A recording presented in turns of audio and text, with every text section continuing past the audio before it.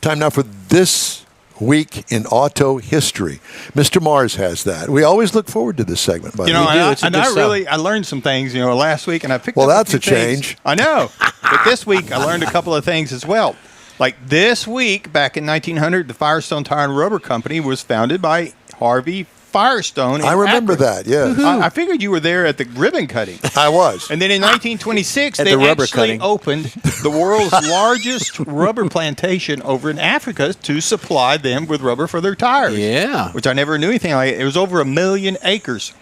Then of rubber tires? Of rubber that they were growing to make the rubber tires. Okay. Yeah. Then coming up, also this week, like August 6th, Nash, the famous Nash car company, was the first American car manufacturer to put seat belts as a factory option. Look at that beauty there. In 1949. Right. Yeah. Now, they were installed in 40,000 cars.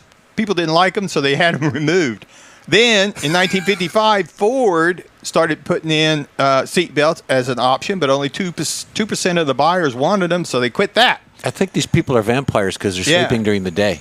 That's what it is. Our friend Ron Stein has a car just like that. That's the Nash that would fold out into a bed, literally fold down into a bed. Yeah, and his girlfriend's dad said, "You ain't taking that to the drive-in." That's right, not with my daughter.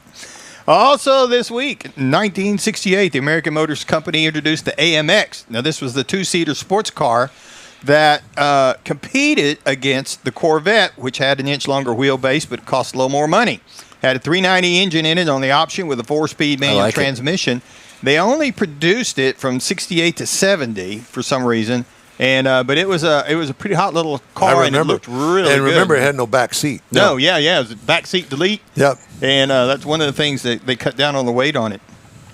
Also this week, August the 10th, the first generation of the GTO is credited with popularizing the muscle car. However, people look at it, 1964, 1965 model years, the GTO was an option package on the intermediate size Le Mans. It wasn't until 1966 that the GTO actually was produced as a standalone car, branded as such. And that year, 1966, was the most sales. They sold 96,946 of those cars. Oh, that year, first year it was out. That would Mr. John DeLorean did that. Yes, he did. He was told not to do it, and he did it anyway. Yep. Don't do it. Yeah. Look what happened. So that was a couple of the things we found in This Week in Auto History that were interesting. That was cool. Oh, very good. Thank you, sir.